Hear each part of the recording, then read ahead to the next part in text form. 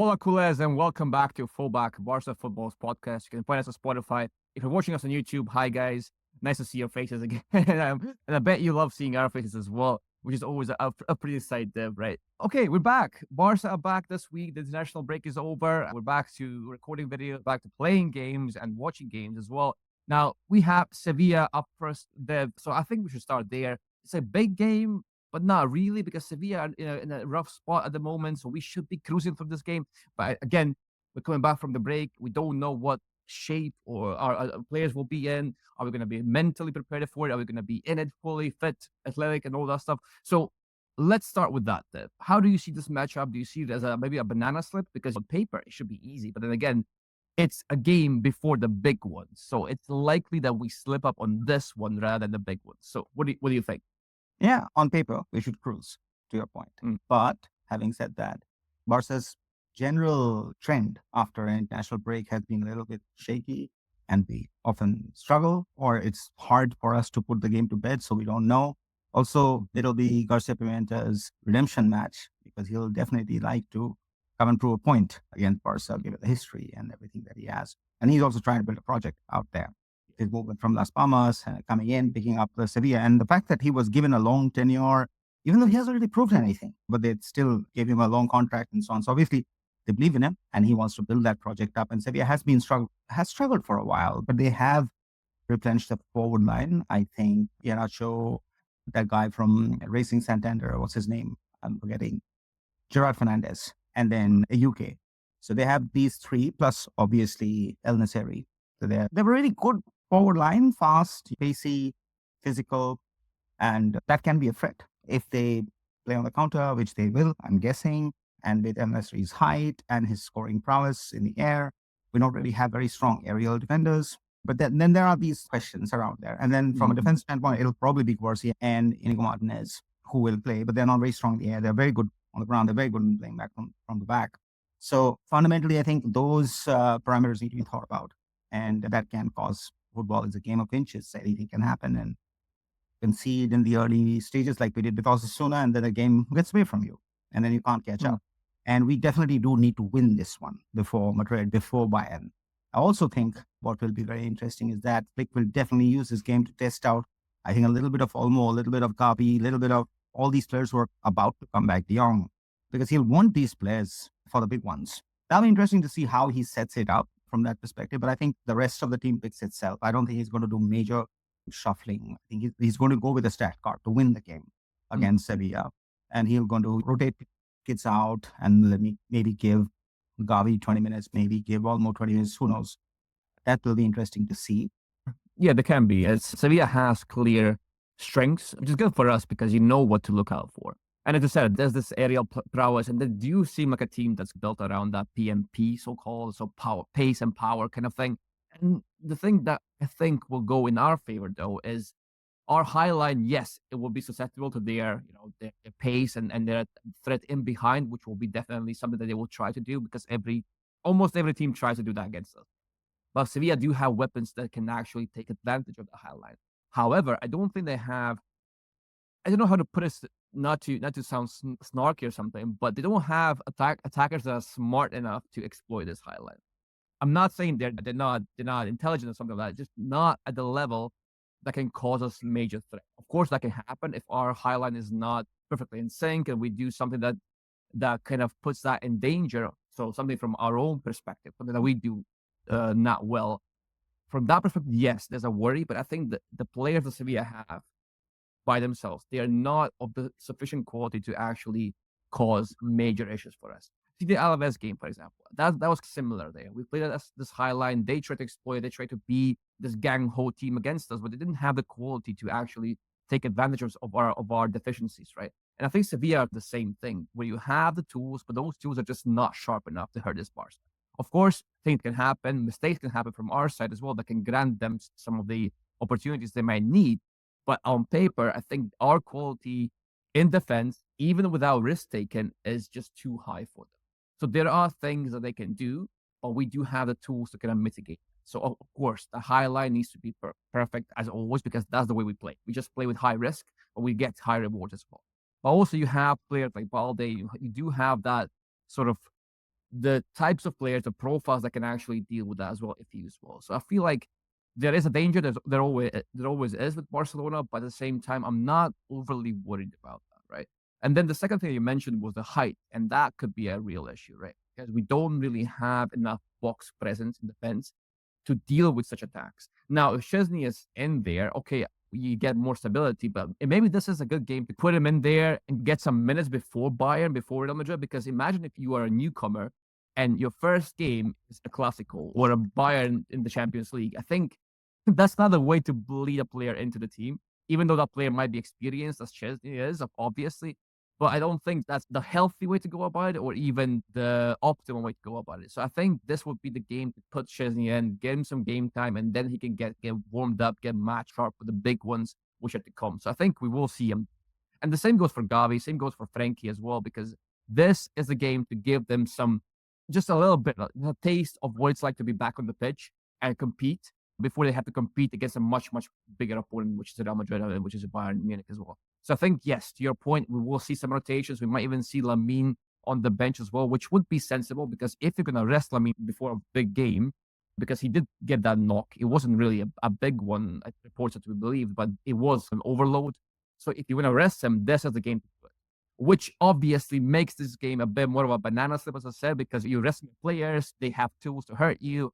The ingredients for a potential upset are there, but at the same time, again, I still firmly believe our quality is beyond theirs to an extent where their tools won't have such a big impact that they could have if they were of better quality. So it's like that. I don't know. No, you're right. There is obviously in any football match, there's a chance for that banana slip to happen. More so because you're coming out of the break and you don't know what players, what's the condition of the players, what the fluidity of the players. And then we heard that both Lamine and Lewandowski had taken hits, and those are the guys who create all the dangers, the guys who create all the goals. So yeah, if that goes out and there's challenges, obviously there's risk. But to your point, I think they will really want to win this one to go into the rest of the games with a lot more peace of mind. So I think just based on that, I think, and then the fact that we'll be playing at Montjuic, I think, yeah, we should win. Even if it might be difficult, I don't know, but the first half should really dictate the pace. I think like all the games, we'll try to really set it up in the first 30-35 minutes and then try to control the rhythm and edge. So I would go with a 3-1 or something like that for Barca tomorrow. But yeah, I definitely think AUK will be a problem on the flanks with his speed, and El Nesri will be a problem in the box with his height. So these are the two things that Barca will have to look for, and if they come good, then Barca has a problem.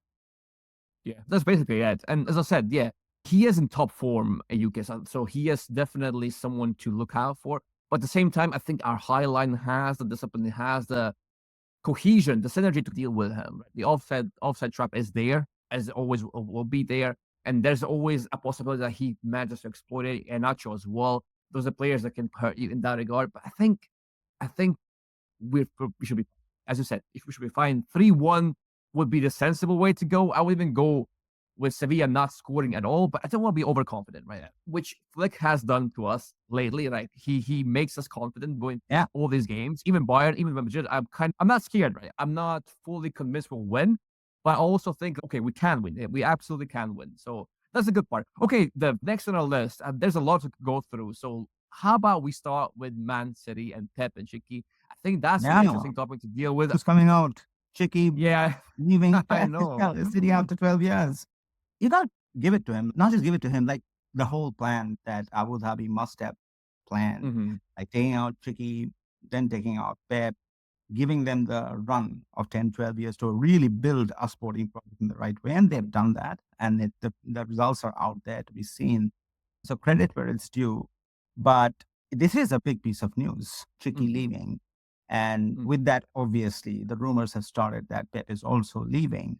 And of course, the next piece of rumor is Pep is coming back. Right? And it is Barca again, because obviously all the old ones, the reasons why Pep left was not just the board, it was also the players. He had lost the players. There was a lot of infighting and with like Piqué and all of that stuff. And those are all gone. This is an absolutely fresh, young set of kids. He can mold them in his own way, whatever. Laporta definitely has a soft corner for him and so on. Yeah. So that's there. And news like this makes Barca fans very happy.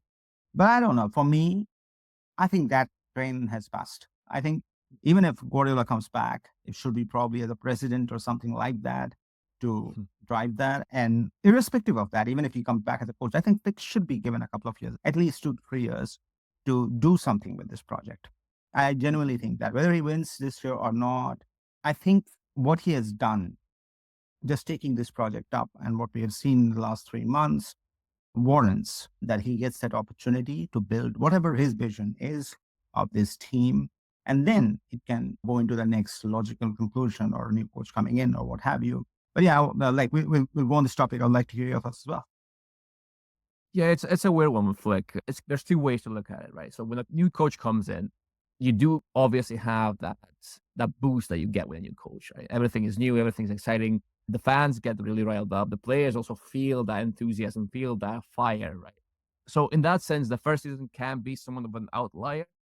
On the other hand, you can't really judge a coach that's coming in and taking up such a young squad, such a young project, and expecting him to reach his peaks in the first season. It's impossible. This Barca cannot reach its peak in the very first season, no matter the quality of the coach. And the quality of the coach is obviously high.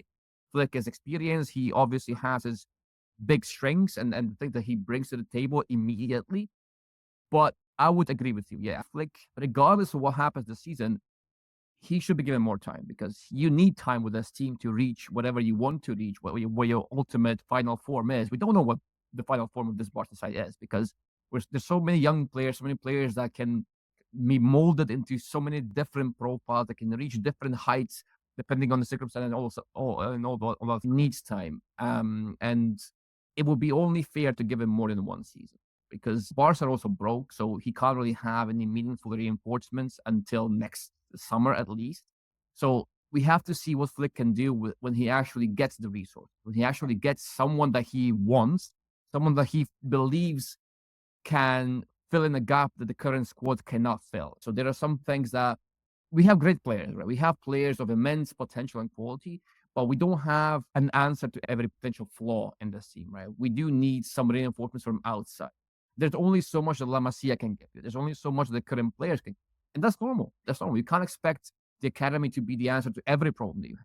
Although La Masia has been an answer to so many problems so far, you can't expect these kids to be the solution to everything and be your trump card, Hail Mary in every situation, right? It's not healthy for them either. So yes, I will agree. Give him a bit more time, at least one more season, see what he can do with some reinforcement, see what he can do with these players becoming more mature, more accustomed to him and the players around them, and then we'll see what happens next. On Pep, real quick. On Pep, real quick. I agree. I don't think Pep coming back as a coach is something that we should even think about. It's not gonna. He said multiple times, I love Barca. Barca is my home. Barca is the love of my life. But I'm not coming back as a coach, right? He said so multiple times. So I think, no, it's not something that we should expect. It's nice to have this as a piece of news because fans go, oh, yes, Pep's coming back. It gets the euphoria going, gets the morale going, all that stuff. But it's not. I don't think it's happening. Yeah, I would agree. Yeah, the only thing that I think about is the political side of things. We have the Asian happening right now, and there are questions about the loss that has happened because of Barca vision. And obviously, people like Victor Font and many others are actually banding together because they want the presidency. They want to take advantage of this. Now, if a new power comes in, if the Porta loses that political battle and the season doesn't turn out well, and there's a new board or new whatever, right? Then obviously many things can happen. They will want something different and they will make big promises. They'll get their own people, whatever. And you can see some changes. But if I personally think if Laporta is staying for at least a couple of years or whatever, I think he's going to give the rope that he needs. I think he's going to stick by and he's going to give him that opportunity because that's something like even Laporta even stood by Xavi. Like he gave him the 2 years, right? That was needed. So I think he's going to stick by. And frankly speaking, we've watched the Pep era of football, but I do feel that football has advanced. And Pep is not the same Pep. If you've seen Pep, the way he has coached City is very different. Barca is fundamentally playing a little different from what they have in the last 5 years. There's no question about that. It's far more vertical, far more faster, it's a different way of playing. I don't think it's a bad thing. Us inculcating some of those different schools of thoughts and then fusing it with what we already have to make it better. I think it's not a bad thing, culturally speaking, what's happening right now. I think there's benefit in letting this happen with these Yeah. young kids because they're already indoctrinated in the way of La Masia. So that's not going out. That positional 4-3-3, Cruyff, whatever, all of that stuff is there. But this Germanic way of thinking, the Germanic school of football, with its emphasis on fitness, with its emphasis on gegenpressing, verticality, whatever you name it, they have a very particular way of playing.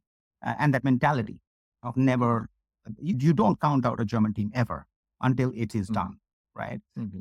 I think it'll only help these kids to become more rounded, have another way, have another few more answers to questions or difficult stuff and so on. So I personally would like it to be like this for a while before we again go back to apostles of Cruyffism. And then people will kill me for saying this. I love Cruyff as much as you or anybody else. And I've been watching this club for, 30 years odd. Really, I have. I understand the benefits of it. But football has evolved. And there's nothing wrong in learning from different schools and taking the best of them and then merging it and making whatever you have is better. Like we'll always say positional. We'll always play that brand of football. So I think in a way, it's a good thing. And I would rather that it stayed that way for a while. That these kids come up, as you said, we won't have the money, I think even next year, or it'll take another 2 years for us to get that money to sign that real big player of that margin or whatever. And by that time, I think if Flick can set up the core that he's doing right now with these kids and build up that engine, we are set for the next 10 years. Then coaches can come, things can happen, whatever, and so on and so forth. Yeah, I think great rumor, but I would rather they stay that way.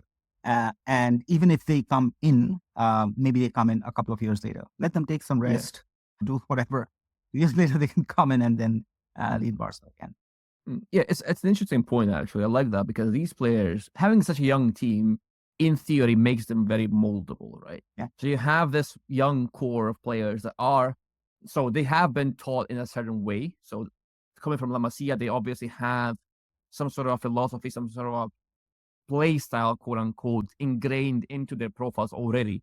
However, they're also so young and so inexperienced on the grandest of stages that you can actually turn them into different players if you want to do that. If you want to have a different style of play, you can still do that, right? But if with Flick, and we keep saying this, I keep saying this, it's all about that profile distribution, how you use those profiles. Is this particular play style actually in line with the players that I have? Am I forcing them to be something they are not? They cannot be. So that's the thing. As long as those parameters are met, as long as I'm playing to the players' strengths, it can be whatever it is. It can be this highly vertical German, quote unquote, German style of play, as long as my players can handle it, as long as my players can actually thrive in that system.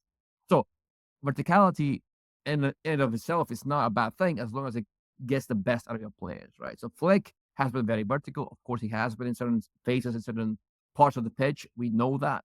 However, that verticality has only boosted the team so far. And for that reason, it's working. And for that reason, it's acceptable to have that. Now, obviously, if you're going to overuse it, if you're going to use it in a way that is detrimental to your players, then obviously it's not a good thing. As long as you get the most or the best out of your team, it's fine to play any play style. You don't have to stay married to that tiki-taka, quote unquote, style, right? It doesn't have to be that. If that style gets the most out of your players, then yes, you should play that style. But if it doesn't, then do something that benefits your team. Yeah, it's absolutely okay. Because at the end of the day, Barca is all about positional football. Yes, Barca is all about technicality. But you know what else Barca is all about? Winning. So as long as you're winning, yeah, exactly. Yeah. So as long as you get that portion down and the fans are happy and you're actually winning trophies, you're actually winning games, you're actually entertaining the masses, it's going to be fine. It doesn't matter if you play high possession football, if you play high vertical football, if it works. If it gets the best of your players, that's all you have to think about. But this is interesting. Yeah. And again, I'll say something people will kill me for because they'll disagree with it. I was like, I'm sure you watched that game as well. Like I was watching Arsenal versus City. And like I saw how they countered each other. It was a freaking boring match after 30 minutes. Honest, right? Even though it was superbly all the positions and all that style of playing. And you and I have seen this in those previous years when Barca would find it so hard to break a low block or a mid block. They'll just keep on going, keep on circulating passes on sideways. Nothing would work, right? It was difficult to watch that team. Yeah. And now there is a change. There is a refreshing change. I'm not saying it's good or bad, but there's a change. And it's needed. I personally think it's needed and so on. Yeah, people will have their own points and somebody will disagree and somebody will agree and so on. And each coach has its own merit. But I think we have that. We'll always have that. We can learn some of this. And then we can have the best of two worlds and create something of our own, which can then define us or become our, because identity, you just don't have one identity for 500 years. You evolve, you adapt, you become different over time and so on. So I think, yeah, but if Laporta stays, I think, and he gives the opportunity, I'm very curious to see what he does with the Marc Casados and the Marc Banals and Gerard Martins and this thing that we are doing right now, which none of us expected, by the way, when the season started. But it's happening, and we are seeing it happen in front of our eyes, and we are we're enjoying this for now as Barca fans. So, long may it continue. Okay, so that brings us to another topic of nostalgia, which is the big man himself, Lionel Messi, right? And we don't talk about Messi much in our podcast, but what a game against Bolivia, right? 3 goals, 2 assists, 37 years old, rolling back the years, stuff like it was nothing. And it's phenomenal. You got to give it to that. Like, it was incredible. I watched that game for a little bit, and it's just, it's incredible. And the fact that, if he was playing for Barca even today, I'm pretty sure he would be in the PGG ranks, pretty sure.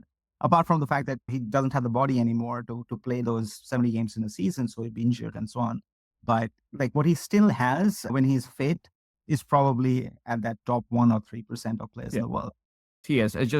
It's funny when you say rolling back the years, but Messi has been, he was good at 37, he was good at 35, he was good at 33. Every year that you look at Messi, he's always on top of his game. It never stops. He's a machine in that regard. And the thing with his body is absolutely, yes, he would probably struggle keeping up with all this Flick's tempo in particular, because Flick wants his team to be very lively, very aggressive. So seeing how he would accommodate Messi would be a very interesting thought experiment. We can maybe do that once, maybe for that's a good one, right? I know. Yeah, how would Messi walking around? Yeah. So because it matters, especially, okay, we have Lewandowski, accommodating Lewandowski. Okay, we saw how Flick does that, but if you have Lewandowski and Messi in the same lineup, which on paper you would have, because they would be 2 of your best players on paper, alongside some other players, of course. So you would have 2 players that don't really press, that don't really run in your lineup, and that makes things very difficult, especially when those 2 players are in your front line. And Flick wants this aggressive high press that starts the front line. That can pose a significant number of questions. That's a different topic altogether. But yes, Messi, I think the thing with Messi is age doesn't really affect him as much, because his best attributes, they don't disappear with age. It's his brain, right? It's the way that he sees football, the way that he understands football, and then his passing, all that stuff. He doesn't have to run a lot. He doesn't have to be this physical monster or this athlete on top of his game to affect the game at the highest level possible. And to me, that makes him so timeless, right? Because if you are someone who needs to be more physical or more fit than the other players, you will eventually lose that. But you don't really lose this brain, right? It was the same thing with Busquets.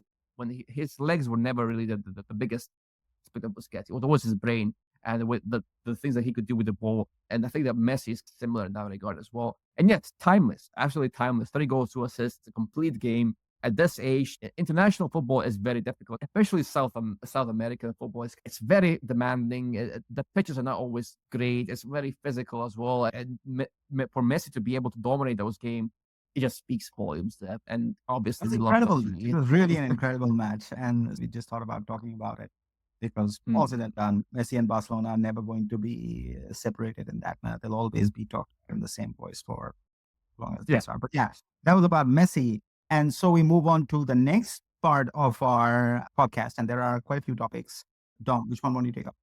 Seeing how we already talked about the big names coming in and big names going out and potentially having a big signing that could potentially alter the whole style of play, the whole identity of the team, I think we can talk about Haaland a bit, because Haaland has been all over the news lately. And of course, Haaland seems to be... Yeah, I know. We almost signed everyone like every summer. Like, oh, we could sign Haaland. Oh, we could sign, I don't know, Messi and Neymar coming back. I know. It's just the thing that, it's always going to happen in Barcelona. But Haaland seems to be, I firmly believe Haaland is Laporta's fever dream. He is that someone who will keep him as the president as well. Obviously, the reports do state that Haaland is not possible in the next 1 or 2 years. So maybe 2 or 3 years down the line, yes, Haaland could come to Camp Nou. But at the moment, it does seem a bit unrealistic, but he would be the name that kind of obvious, a huge name. But it's also someone who doesn't necessarily fit the stereotypical Barca side, right? He would Not be at all. a different type of player that would bring a different type of football to Barcelona. But obviously, his quality is so immense that you don't really care about that, right? As long as he scores the goals, everyone will be happy. And it's interesting to think about that because at the same time, if you're going to bring someone of Haaland's caliber, he will have a certain price, and that price will have to be met. And Barca don't have the money, so someone will have to go. We will have to sell players, sell assets. I think they do really want to sign that one superstar.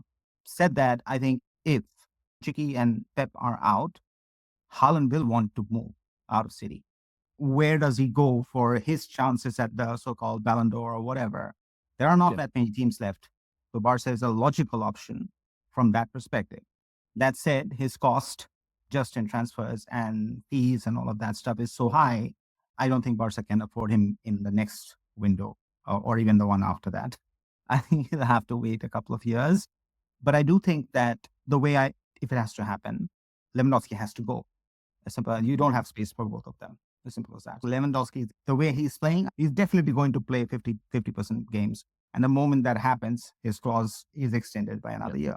So if he's going into the next year, so yeah, we can possibly look into the year after, which is when Camp Nou is fully set up. And it'll be a good one, to be entirely honest, because he's complementary. He's not Lamine Yamal. He's not Rafinha. He's not Dani Olmo. He's not any of those players, but he can freaking score goals. You just set it off for him and he's going to score goals for you. And you need those kind of players. So there is something for sure in the rumors. There is definitely, and something that I wasn't so sure about 2 years ago was the best players will not come and play for you if you don't have a project worth it. And we didn't. That's the truth of it. For 5 to 6 years, we didn't really have a project to entice the best players to come and play for us. Now, though, we are building one without a doubt. It's the same thing you could almost see Arsenal 3 years ago when you started watching them play good football. And you're like, yeah, hey, these guys are really playing good football suddenly. Right. And you can watch that. And then that evolution was up. And now Arsenal, like big team, everybody wants to play for Arsenal. I think that's happening. This is a team that elite players will want to come and play for if you have a good coach and they set up. And that is needed because then you can attract the best and you can be the best. And that's what I think they will aim for. And somewhere the balance of power will be restored. These cycles, 10 years, 10 years, 10 years, 10 years. It goes like that. He obviously elevates a team. And can you say that exact thing about many other players? Like, who comes into this Barca side and visibly improves this team? Yeah, because you have to be very careful with that, right? Okay, you are. So I would agree with your statement. Yes, we're building a project that kind of is starting to become very attractive to other players, even high caliber players, and that's crucial for Barcelona because we always want to attract players, right? And the thing with Barca is also that at our peak, at our strongest, there's not many players that can come to this team and actually elevate it. And that's very important because you don't want to be lured into this trap of signing players that kind of leave you nowhere really. They're not really good enough to visibly elevate you. They're not really good enough to be any meaningful squad depth and stuff like that. So you have to be very careful with the players that you buy. And there's not many players that you would sign that are instantly improvements over Lewandowski, over Rafinha. Obviously, over Lamine, there's not many players. There's no one you could sign that would take Lamine's spot at the moment. There are players that you would buy, like Haaland, like Leao. We always talk about those players because they are among the very few that come in and they instantly take a spot in this team and they instantly improve the team. So that's the type of signing the Barca has to make. Laporta will want to aim high. Now, obviously, the finances are there and they will be there next year and the year after, most likely. So can we actually afford those type of signings? I mean, we will have to. We will have to if we are going to, get our spot back in the top of the top. You don't have to have a team of superstars to have the best team. We always say that collective is always stronger than the individual. So if you have a good collective that kind of has necessary profiles, that has a good, stable foundation, then you don't need superstars in every position. You just need players that fit that idea, that fit the unit, the collective, right? Then you're golden. But Barca will always want to have at least a couple of superstars that drive the interest, that put butts in the seats at the Camp Nou, that kind of get the sponsors, get all the hype, because you need that if you're going to be a global brand. And Barca are a football club, but they're also a huge business and they're also a global, brand. So I think these Haaland type signings are sometimes necessary. You still need that one superstar that comes in and everyone's like, oh, we have to buy the jerseys. We have to go and watch them live. We have to tune in to every Barca game to see that player play. So I feel like these signings is something that Laporta will be looking at, and maybe not next year, but in 2 years, definitely. But at the same time, he needs something big next year to win the election again. So we'll see what happens then. Speaking of jerseys, did you see the price of the Clásico jerseys? I know, yeah, I saw that. 430 euros for one jersey. It's great marketing, I'll give you that. But wow, I was like blown away by the price. There was that guy, one guy that went to the store. He left with a bill of $8,000 or something with a handful of jerseys, and people were like, he's going to resell those things. And probably he will. This whole marketing gimmick around the tying up musicians for the Clásicos had been so well executed, I would say. There's so much hype every single time. That was a good marketing ploy. Credit where it's due. I think we should just close it out with something completely bizarre, something completely off the rails. How about that 125 anniversary painting? What? I don't know, because they unveiled it. I was watching. I'm like, wait, what? The crowd. I'm sure everybody will wait. What? I'm not an artist, so I don't have artistic aesthetics or understanding of art to criticize something that way. So maybe there's a hidden meaning. Maybe it's awesome. Maybe it's great. Obviously, people saw it and approved it before it was launched. But yeah, I just didn't understand what it was trying to say. Apparently, the artist had Messi in his mind and Barcelona's history in his mind. But I frankly thought that would be a lot more statement inducing, in the sense, for a club that has lived and survived 125 years. But then that's Barca, like they'll come up with these things once in a while. It's on brand for the brand and the club that we support. I guess so. Any PR is good PR, they say. And yeah, as I say, we're not really professional artists. We don't know what classifies as good art, what's bad art. Obviously, beauty is in the eye of the beholder. So I guess to some people, this might be beautiful. To us, it's just something that we don't understand. That's simple. That's how football works. Let us know in the comments. What did you feel about the painting?